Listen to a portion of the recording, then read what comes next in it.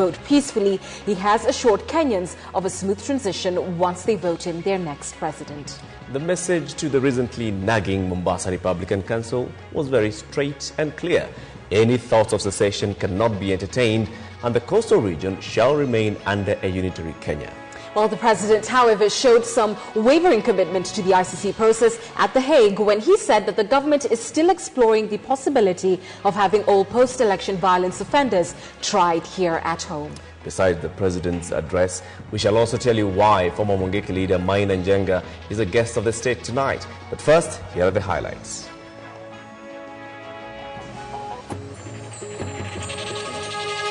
I call on Kenyans to remain calm even as we pursue the option of having a local mechanism to deal with any international crimes. Kibaki roots for local tribunal for the Ocampo fall.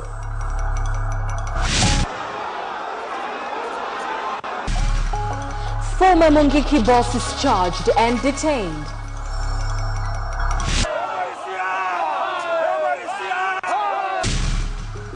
One killed as police disperse MRC supporters.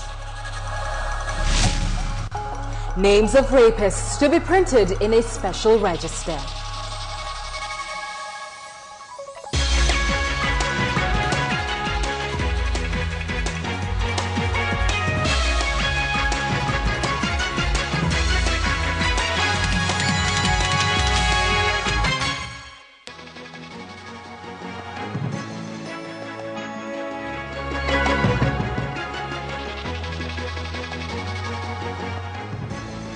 We're glad you joined the most authoritative home of news. Good evening and welcome. I'm Eric Latte. And I am Ann Kiguta. Former Mungiki leader Maina Njenga has denied charges of robbery with violence. Njenga was arrested this morning and charged with 5 counts of robbery with violence and a further 2 counts of malicious damage to property and wrongful confinement of security officers. He was arrested when he presented himself at the Kasarani police station to record a statement regarding a Sunday incident at his Hope International Center where security officers were beaten and stripped of their weapons. Samogina reports. The former Mungiki leader was arrested and arraigned in court on Tuesday. Maina Njenga was charged with 5 counts of robbery with violence, 2 counts of malicious damage of property, and a single count of wrongful confinement of security officers. This follows an incident on Sunday at his Hope International Center where 3 police officers were roughed up by his supporters, beaten and stripped of their firearms. In the charge sheet, Njenga and his supporters are accused that on Sunday, 22nd of April 2012, the 5 in the group of others not present in court beat up and injured Sergeant Dalmas Mutuku Muthoka of Kasarani Police Station, stripping him his firearm with 15 rounds of ammunition. Others were Corporal Edwin Koech, Gregory Nzioka and Moses Murungi, who lost 2 Seska pistols and were illegally confined in Maina Njenga's Hope International premises. The officers were responding to a distress call from the church that a man had entered the institution with a gun to harm Maina Njenga. Njenga and his co-accused pleaded not guilty to the charges. Early in the day, the former Mungiki leader presented himself to record a statement at Kasarani police station over the Sunday incident. Njenga was accompanied by his lawyer Paul Mwite and his supporters. Police pressed charges of robbery with violence immediately Njenga showed up at the station. His lawyer Paul Mwite has protested the manner in which Njenga and his co-accused were arrested, saying they did not have their fingerprints taken and that they were not cautioned over the charges. Wao wawili ndio walikuwa wakitaka wakuje hapa kurecord statement na nikawaleta. Na muda huu wote tumeshida CID officer wakiandika kwa kalamu mambo ambayo ilikuwa imechapishwa ya robbery with violence, sijui ni kama count 7 hivi. Mwite has vowed to fight out the claims before the court, warning that he will lead other lawyers in refusing to cooperate with the police over the manner in which the suspects were arrested. Maina Njenga and his co-accused remain in custody pending hearing of their bail application to be heard on Wednesday. Samogina, KTN Prime. 1 person died while 9 other suspected members of the outlawed Mombasa Republican Council were arrested after clashing with police outside the Mombasa law courts ahead of a court case between them and the government. Well, all roads leading to the law courts were sealed off by anti-riot police officers, preventing the rioting group from accessing the courts. Our reporter Esther Kahumbi brings us the details from Mombasa.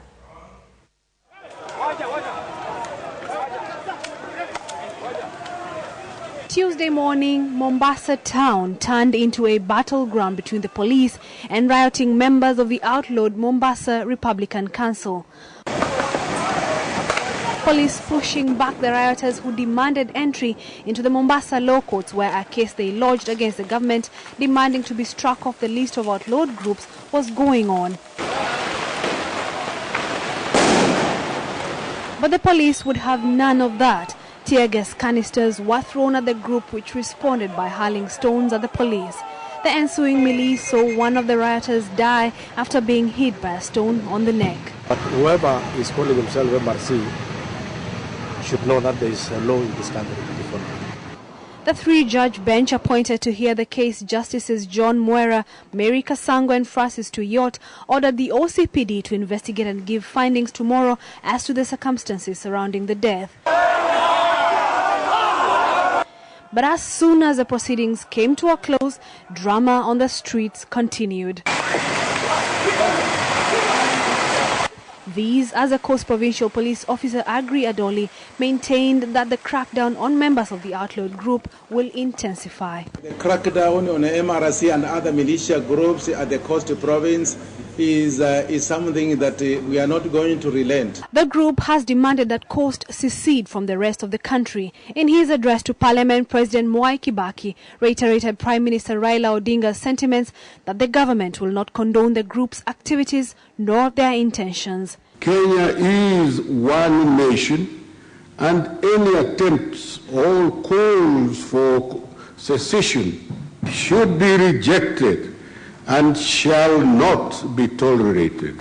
The coast region has been part of and is part of and will remain part of the Republic of Kenya. MRC supporters disrupted mock elections and civic education in Malindi last month, but Kibaki says this will not be tolerated. Any hindrances and obstacles of whatever nature will be dealt with decisively and promptly. 9 people were arrested during today's riots, 3 of them charged with causing disturbance and being members of the outlawed group. 37 others were arraigned in a court in Kwale Monday, facing charges of participating in illegal gathering. The Tuesday morning incident occurred even as the government insists that it will not enter into any negotiations with the group, with fears now that tourists may shy away from the coastal town of Mombasa following intensified agitation from the group. Esther Kahumbi, KTN Prime in Mombasa. All convicted sexual offenders will henceforth be monitored through an online register. The judiciary today launched an online database that will feature names and details of persons who've been convicted of sexual offences. This is aimed at serving as a deterrent for repeat offenders. However, you must have proper justification to be allowed access into this database. Wilkisa Nyabwa reports.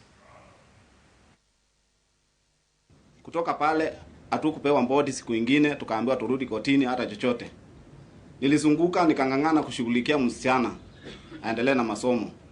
Nikawa nimeharibu hiyo miezi 4 miezi 5 yote nikizunguka na hiyo maneno. Lakini sikufaulu chochote. Baadaye nilienda mwezi wa 6 nikakuta hiyo kesi imetupiliwa mbali. The lament of a parent of a child who was sexually abused. Alexander Mwenga says his daughter was abducted and abused last year. The perpetrator is yet to be prosecuted. His daughter would die in a hospital in Garissa, leaving her father to walk from office to office seeking justice. This the predicament that faces thousands in their quest for justice after sex-related offences. The Task Force on Implementation of the Sexual Offences Act of 2006, looking to streamline the process and operationalize the act with a draft of rules presented to the Chief Justice. From speedy and fair trials for accused persons and post-rape care, treatment, counseling, and restitution of victims. All these issues form the cogs of the same chain. The rationale is to standardize sexual violence response among the various services providers and also establish a framework of accountability with a view to securing positive justice outcomes for victims of sexual offences. And for the repeat offender, the judiciary has a different solution. It launched the Sexual Offenders Register. This is an online database into which heads of various stations will key in information about persons convicted of sexual offences. This information will include the name and the ID number of the offender, the date of the conviction, the nature of the crime, the age of the victim, and the person's rehabilitation details. But information will be restricted only to those who have justifiable cause to look into an individual's record. Institutions which may want to examine such a register. For example, the Teacher Service Commission, before they hire primary school teachers or teachers who will be around children, the Public Service Commission for hiring people in certain institutions, even the Judicial Service Commission. Research has found that 20% of the total prison population in Kenya comprises sex offenders. Following the launch, heads of various stations have 3 months to key in information so that the register is expected to be up and running by August 7th, 2012. The register and the set of rules that once gazetted will operationalize the Sexual Offences Act, now expected to change the way in which sexual offences are handled. Wilkisanyabwa, KTN Prime. President Mwai Kibaki has come out strong today in support of the withdrawal of the Kenyan cases at the International Criminal Court. Speaking during his State of the Nation address at a special session of Parliament, Kibaki said Kenyans should be patient as options for a local tribunal are explored. The president also says he will hand over the reins of power smoothly after the expiry of his term to a newly elected leader. Aaron Ochieng was in Parliament and now reports.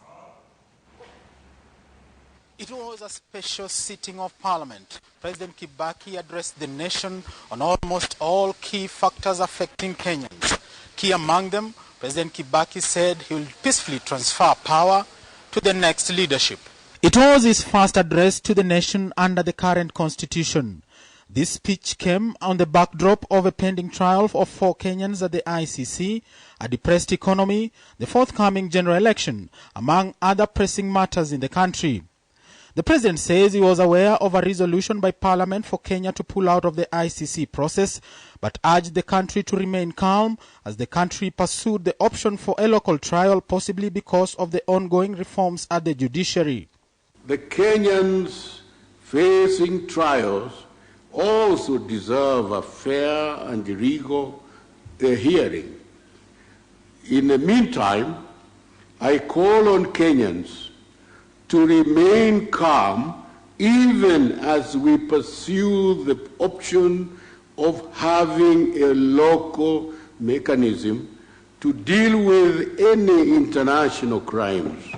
On matters election, the president noted that under the current constitutional dispensation, necessary institutions are in place that will ensure free and fair elections. The president also said increased security will be in place during and after the elections, and civic education will be conducted countrywide before the election. Kibaki says he will hand over power peacefully to a lawfully elected president. I also assure Kenyans of a smooth transition to the new leadership that they will elect in the forthcoming general election. Kibaki, who is serving his last term as president, boasted of an economic upward trend since he took over power in 2002. He cited the success of the CDF funds as one of the instruments that the government used to transfer funds to the grassroots. Kibaki also says the volatile situation in Sudan and South Sudan is regrettable, coming less than a year after the independence of the South. Having played the role of an honest mediator to the comprehensive peace agreement, Kenya calls for a ceasefire and an end to the escalating hostilities. Sudan and South Sudan must not return to the war. The president also cautioned Kenyans on the recent discovered oil, saying there should be proper use of the resource. Aaron Ocheng, KTN Prime. Let's make this story the topic of our big question tonight, where we're asking you, do you support President Kibaki's indication to try the Ocampo 4 locally? Please send us your comments to the number 8040, starting with a yes or no. We will be sampling some of your views at the end of this live newscast. And you know, Eric, the president did really touch on what are the core issues the country is facing right now with the general election on its way. And of course, there's the whole issue of outlawed groups like the MRC, which KTN actually has been focusing on all of last week, and what it really portends for the country as we move into an election year. Indeed, and a big one was also the issue of Kenya and how it deals with its neighbors, the troubled neighbor called Somalia, and now with the problems emanating from South Sudan. Big issues. Absolutely. And joining us now with more on the President's State of the Nation address is KTN's Catherine Omanto. Catherine. Thank you, Anne and Eric. Now, if there's one achievement President Kibaki will go down in history for, is the 2010 overhaul of the Constitution. And naturally, he mentioned this in his speech today. He mentioned the implementation process. Now, Kibaki commended various ministries and legislators for passing several crucial bills, among them the Commission on Revenue Allocation Bill, the National Police Service Bill, the Political Parties Bill, and the Election Bill. However, the President did raise concern on the timelines to implement pending bills required for improved governance. He called on legislators and members of the executive to work harder so that these bills are implemented by the time the country goes into the next general elections. Now, on to the next slide. When it comes to the 47 counties, the President said that this form of devolution offers enormous opportunities when it comes to socio-economic development, and that the government's decentralization process that involves deploying resources, staff and equipment to counties should be complete by August, and that the postings should be ethnically balanced in all counties to reflect the diversity of our country. Now, in his assessment of the economy and the infrastructure, the President said that since 2003, the economy has grown from a stagnated 0.8% to more than 7%, with a forecast that the economy will grow by 5.5% this year. The President also mentioned that more than 15.9 million pupils and students are enjoying free and subsidized education, adding that 2,700 kilometers of new road has been newly constructed and a further 4,000 kilometers have been rehabilitated countrywide.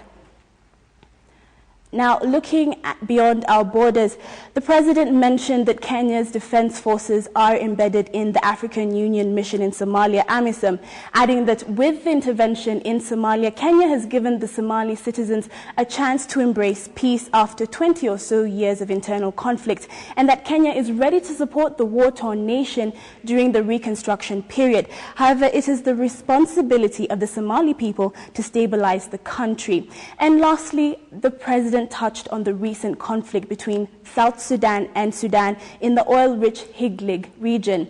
He urged the leaders of the two nations not to return to war and welcomed South Sudan's decision to pull its troops out of Higlig.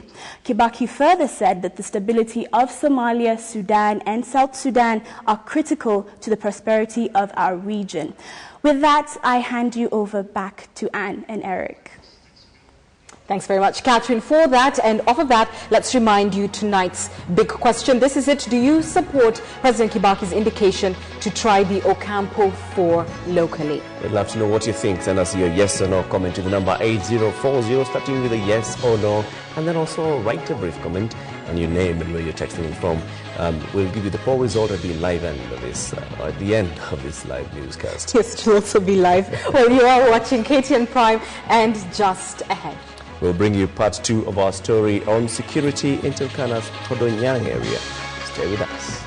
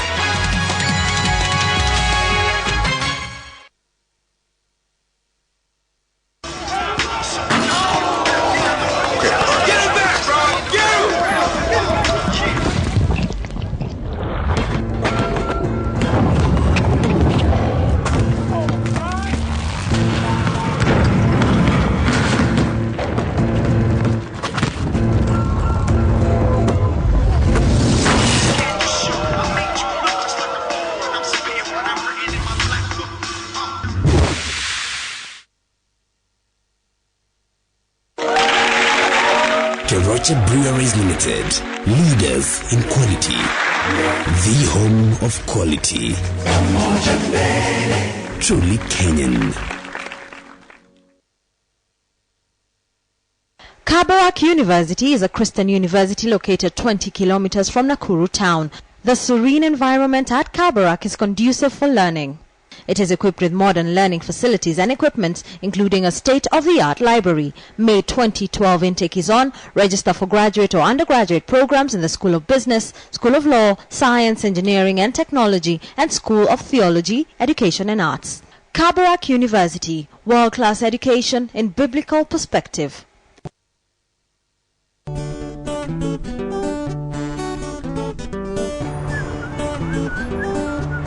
Hello?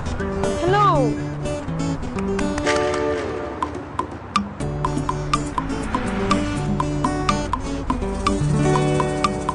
Win big with Co-op Bank. For every 5,000 shillings you deposit into a business account or 1,000 shillings you deposit into a personal account, you get an entry into the Co-op Bank Ongeza Akiba Imarisha Maisha promotion. Win one of 3 brand new Toyota Hilux pickups, 6 Yamaha motorcycles, Samsung Galaxy tabs, daily cash prizes, or the grand prize of 5 million shillings.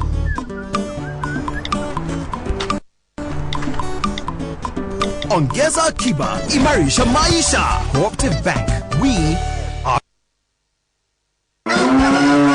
Baba boy, tumeoshago najua hujalipa dhitima na unafaa kulipa dhitima before deadline. Najua utachukua shortcut kwa neighbor uruke feji. Wewe hujaikimbia hivyo juu dogi zitafunguliwa. Sasa kuepa hiyo dogi utapata ukifika chungu utamsha nyuki. Lipa hizo nyuki inabidi ulipe kwa riba. Ukilipa kwa riba vya zako za mitumba zitaharibika. Zikiharibika utakaa baa, hakuna gari itakubeba. Na juu baisikeli haina bio utafika rate. Na hiyo tutakatiwa sitima kwa sababu wewe haukulipa on time. Tulia mama boy. Kulipa siku hizi ni easy pay. Avoid the hustle. Avoid the queues. Pay your electricity bill 2 days before the due date or earlier at any Easy Pay point anywhere in Kenya. Baba boy, yani bado nakunywa chai wewe. Nani atakamua ng'ombe, apatie buzi mereo, afungulie.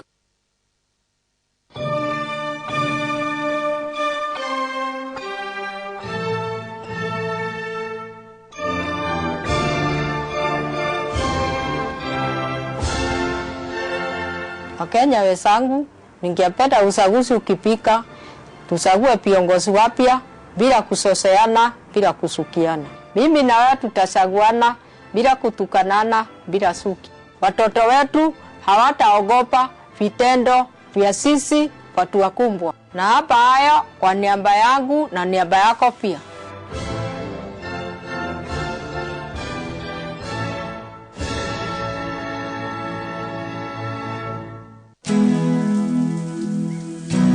Escape to freedom. Indulge in fragrance. This is a life full of flavor.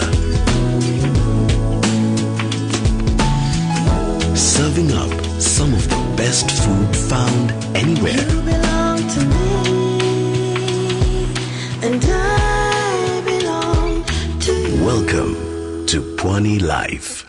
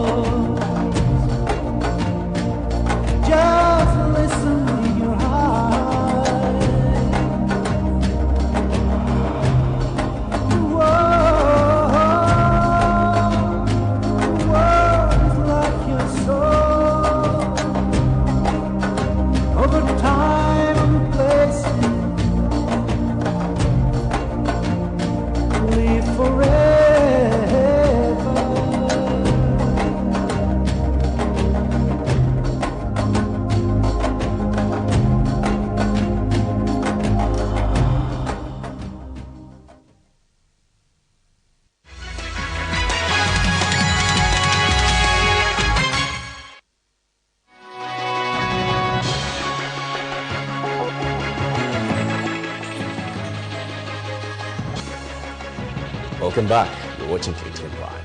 The Nairobi Water Company is assuring city residents that the water it supplies is clean and fit for human consumption. The water service provider's managing director engineer Philip Geshoke, who visited the Standard Group Center on a courtesy call today, however says that the organization needs the public support to end illegal connections that are threatening the quality of the water in the city. Illegal connections have over the last 2 decades spawned powerful water cartels, and the authorities are now asking for residents' help. In addition, the service provider is seeking to review rain harvesting laws. And to sustain that quality is to ensure that we partner with everybody in the city to inform us where we have any leak, because the leak, where we have leaking areas, that could be source of water contamination. On his part, Standard Group CEO Paul Melly called on the state to improve water infrastructure so as to complement water service providers' efforts. And it's an area which we will want, as a media house, to call on the authorities to ensure that there is sufficient resources to enforce the law, so that contamination of water does not come from sources that is beyond those managing the water responsibility. The Nairobi Water Company is the successor body to the Water and Sewage Department of the City Council of Nairobi that previously provided water services for the metropolis. For KTN Prime, I am Fredo Mulo. The Judges and Magistrates Vetting Board will tomorrow make public the fate of 9 Court of Appeal judges, whether they will remain on the judiciary's payroll or not.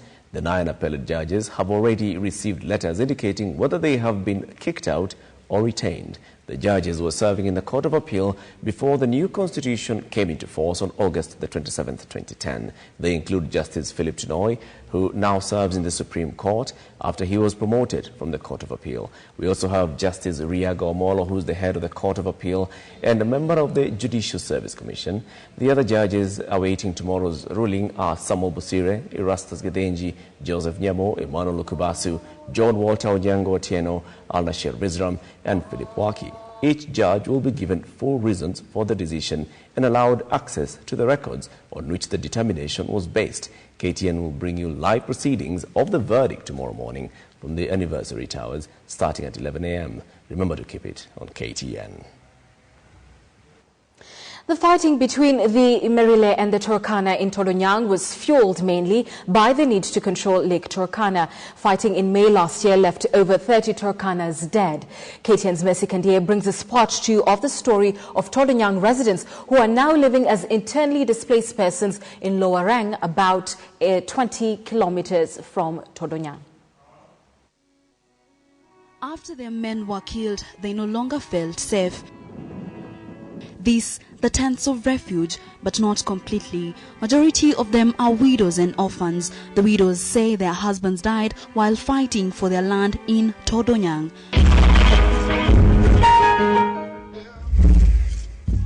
The construction of a house is no easy task, but what is even more difficult is to start a new home. These are residents of Todonyang living as internally displaced persons in Loringa, Turkana North. The tents have their names written on them. To differentiate the temporary houses, they are here owing to fears of insecurity back in Todonyang. Unakujanga hapa kwa juu ya Marile. Unaua sisi kwa huko kwa Todonyang. They were attacked last year, leaving over 30 of them dead in one attack by the Merile. Those left behind now forced to live as IDPs. Mali ya kukula samaki, mali ya bishara. Ikikuta bishara iko kutadanya. Peleka nini? Peleka kuni yako hapo. Ukibeba kuni mpaka huko na usia tu alafu na urudi tena. Though the tents are in a color meant to refract heat, the temperatures are too high. They have had to construct their traditional houses that are cooler than the tents. Sasa hii kitu akona joto sana. Sisi kukaa hapa hakuna tena kuweka mtoto. 24-year-old Joyce Ekwong lost her husband in the attack. Her 6-year-old baby girl Rachel is all she has left. We find her constructing her house. Bado unagofa tu. Ukienda huku na hakuna KPR ya kulala huku. Sasa unalala jaje huku? Na mama yoreshi na mamikana. Do not worry, my child. Though your father is dead, your mother is alive. This song of sorrow soothes Rachel. In the same camp is another widow, Veronica Awesi. She did not get to bury her husband. She is now left with 3 children to fend for. They show us inside the tents, which are mostly deserted in the morning hours. The sun's heat is unbearable. If they are not searching for fish in Lake Turkana, firewood or material for construction of traditional houses, they rest when the heat wears them down. Others continue to construct one stick at a time. But their greatest joy is not when they will finish the houses, but when they go back home to Todonyang. The temperatures are very high here in Turkana North, and the people here are complaining that inside this tents it's even hotter. The people of Todonyang, now living as internally displaced persons, attack they hope will soon fade away when people like Mama Rachel are relocated back to their homes. Masi Kandia reporting for KTN in Lowarenga, Turkana North.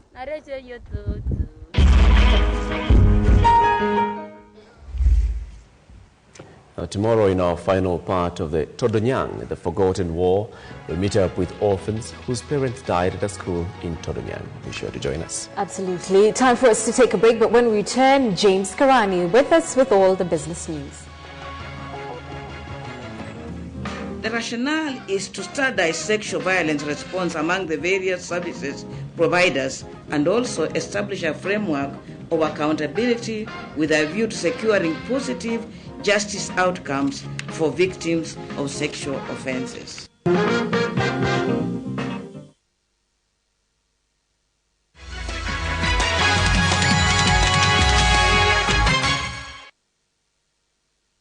For 25 years, Visa has helped athletes get to the Olympic Games. Now we're going to help you get there too. When you pay with your Visa card, you stand a chance to win a return trip for 2 to the London 2012 Olympic Games to fuel the athletes that you stand and cheer in person. Visa, supporting athletes and the Olympic Games for 25 years. People everywhere go with Visa. New Maximum Hydration Body Lotion for Men delivers intense nourishment with no sticky feeling while providing 24 hours plus moisturization for skin prone to dryness. New Nivea for Men Maximum Hydration Body Lotion, the perfect defense for dry skin. Nivea for Men, what men want.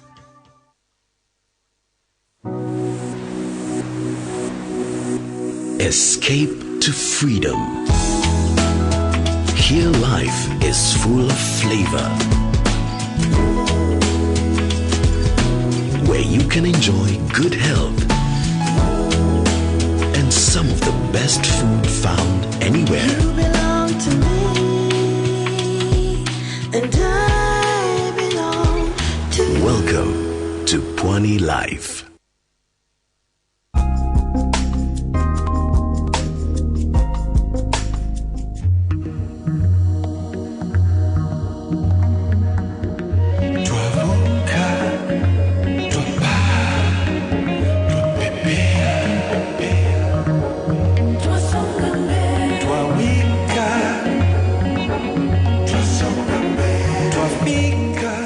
Natural beer, sugar-free, truly. That may be good enough for these germs, but germs are getting tougher. You need advanced protection. Lifebuoy Advanced Lifebuoy gives protection against 10 infection-causing germs. 10 infection-causing germs. 1 advanced protection. Lifebuoy. Kenya Airways' dream of a new Africa competing on a global scale is now becoming reality with the Kenya Airways rights issue. And we're inviting all our shareholders to own a piece of the dream of 9 new Boeing 787 Dreamliners, the world's most modern passenger aircraft, spearheading a fleet of over 100 new aircraft, uniting every capital in Africa with major destinations across the globe. Don't miss out on the Kenya Airways rights issue. Apply now for your rights and let's turn our dream into reality. Kenya Airways, the pride of Africa.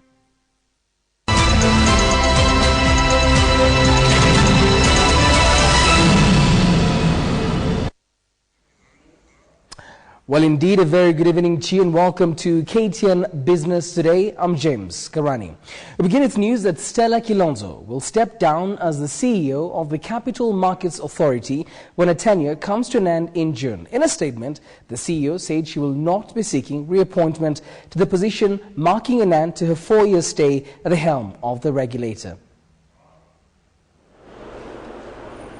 Stella Kilonzo was appointed to the helm of the Capital Markets Authority in July 2008.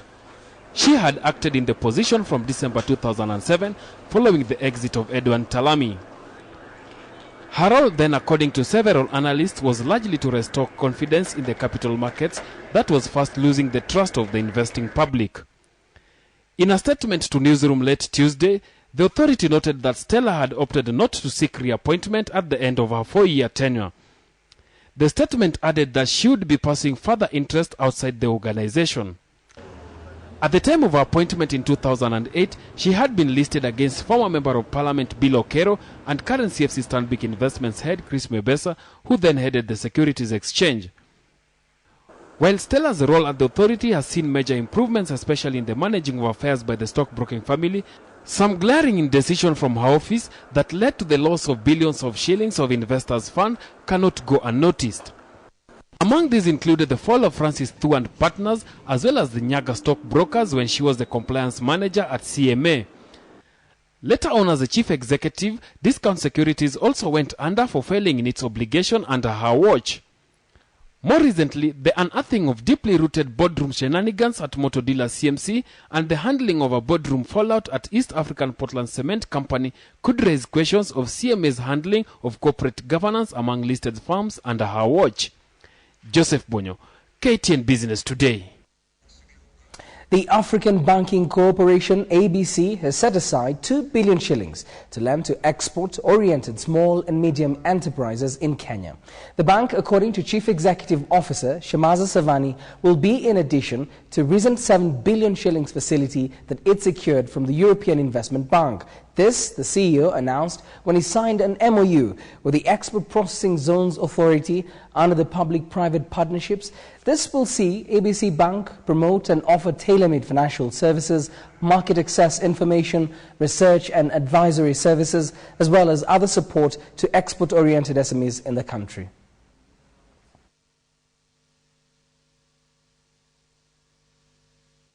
To be giving a structured approach. We'll be giving long-term financing with our partnership with European Investment Bank in foreign currency and long-term lending up to 10 years at concessional rates for various kinds of expansionary projects such as warehouse financing. If you want to expand or to invest in go-downs, you want to invest and expand your industrial capacity. All of these things ABC Bank is now able to provide in local currency and foreign currency as well. Well, let's take a look at an earnings report. And Housing Finance has posted an 11% rise in its first quarter 2012 pre-tax profit to 190 million shillings. That's a sharp slowdown from the 96% growth that it achieved just 1 year ago as higher interest rates curbed demand for mortgages. High interest rates have meant that ongoing construction projects will cost more when finally delivered due to high cost of material, labor and most importantly the cost of financing. Developers have therefore been passing the increased cost to buyers in the form of high prices, a move that has seen new investors shy away from real estate, resulting in low investment. Housing Finance remain at the top of mortgage lending, commanding 31% of the total 17,000 mortgage accounts that fell 38% to 2 billion shillings, while cost rose by 13%.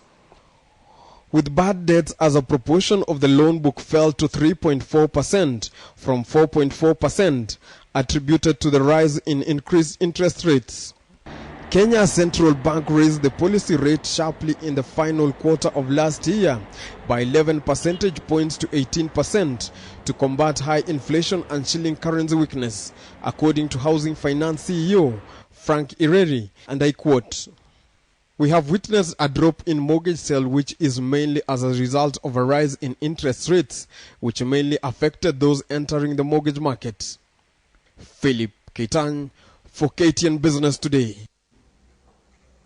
Well, it turns out that Kenya can save a lot by simply adopting modern engineering methods widely used across the globe. As a measure of improving in-service delivery, this could be best explained in the current expansionary drive to build roads and other infrastructural projects. This was some of the talking points at the first ever consultative forum on Valley Engineering held today at a Nairobi hotel. Vision 2030, how can we achieve it? Without value engineering, we cannot. And that's the truth. The truth is, we have a dream, okay? And the dream can only be achieved. And that dream can be achieved. But it cannot be achieved without the necessary mechanisms. And that's value engineering. One big advantage to all engineers is that they've got limited budgets. They want to maximise that budget, and therefore by using tensile grids they can maximise the budget and get the maximum design life out of their pavement. Kenya Reinsurance says it's in the process of establishing a regional office in Southern Africa to push its Going South expansion strategy. The move will come soon after the listed firm seems to have established itself in the West African market. With a presence in 23 African countries, the move to Southern Africa is seen as a strategy to grow its premiums by focusing on new markets and deepening its penetration in already established markets. According to the state-owned reinsurer, it had achieved sizable volume in the region and is in the process of conducting a study to identify a country in which to set up shop. Currently, Kenya Re provides services in Zambia, Zimbabwe, Mozambique, Botswana and Angola. Now that we believe we've got a sizable spread of business in that Southern African part, it is prudent to set up a regional office from where those markets can be served, probably with a greater focus than is possible from Nairobi. On Monday, the firm reported that its net income in 2011 grew to 1.91 billion shillings. The company, however, saw its investment income from its holding in listed companies dip to 1.4 billion shillings, with the management adamant that it will be reviewing its investment strategy going forward. Normally, the way we've done our strategy is to actually focus on growth in the premium. And we've said that the minimum growth we expect to see is 15%. As part of its activities in the coming year, Kenya Re is lining up new products that will include the oil and gas sector after recent discoveries in the region and insurance for low-income earners. Michael Karanja, KTN Business Today. Well, let's take a look at how the Kenyan shilling performed today. And as expected, we're still within that very manageable level. As you can see, just 4 cents addition. This is the difference. The only difference here is that digit 4. Yesterday, we were at 83 shillings and 10 cents. Today, we've just added 0.04 cents. Now, in terms of the selling price, 83 shillings and 31 cents. Now, just before we leave the dollar, it's good to mention the fact that anticipation is in the market for more dollars as that 2-year bond released by the government starts selling tomorrow. And obviously, owing to the very attractive interest rates that the government is offering, we're likely to see a lot of international participation, mainly through the dollars, so that might prop up the Kenyan shilling. And this might counteract the demand that we're likely to see now. Focus is already shifting at the next, towards the next MPC decision, and many people are saying the buzz is that the MPC might actually lower its rate. It's currently at 18%. It's been held there for a while, but then again, having had their fingers burnt in the past, they might just think twice before they do that. So we'll see how that happens. As for the pound sterling, 133 shillings and 97 cents. Not much of a compared to yesterday.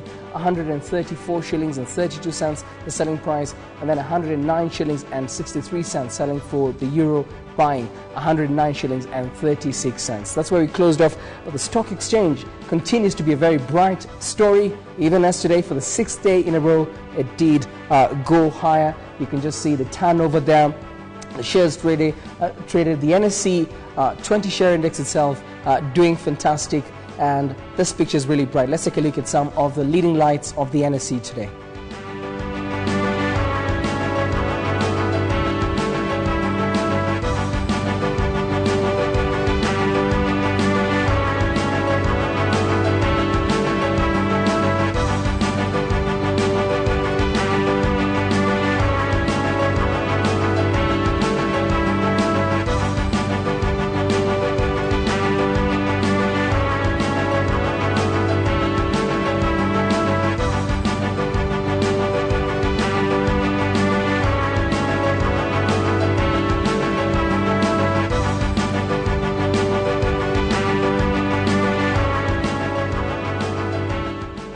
Well, indeed, that's it for KTN Business today. I'm James Karani, but Nick Mudimba is coming up next. I'm sure he has an update for the match that you're all probably hoping to watch, Chelsea versus Barcelona. Stay tuned for that.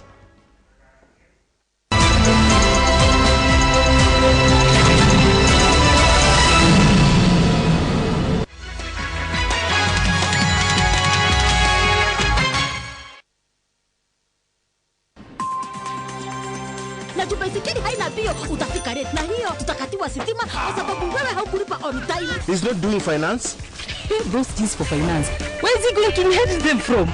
I did well in mathematics and such subjects. This company needs people like you, Angela. Wow. Oh, thank you. I'm relying on you, Angela. Just one thing.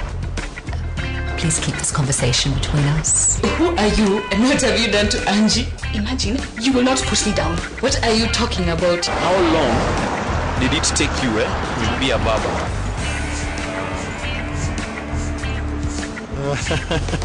See, chalo yun mekata. Avoid the hustle. Avoid the queues. Pay your electricity bill 2 days before the due date or earlier at any Easy Pay point anywhere in Kenya. Here at Viceroy, we never stop passionately crafting our barrels and maturing our brandy the traditional way. Viceroy Cocktails. Viceroy Alexander. The ingredients are 10 milliliters of chocolate syrup, 35 milliliters of Viceroy brandy, 20 milliliters of creme de cacao, and 25 milliliters of fresh cream. Combine the ingredients with ice into a cocktail shaker. Shake well. Strain into a chilled cocktail glass and garnish with a sprinkle of grated nutmeg. So you can keep on enjoying it.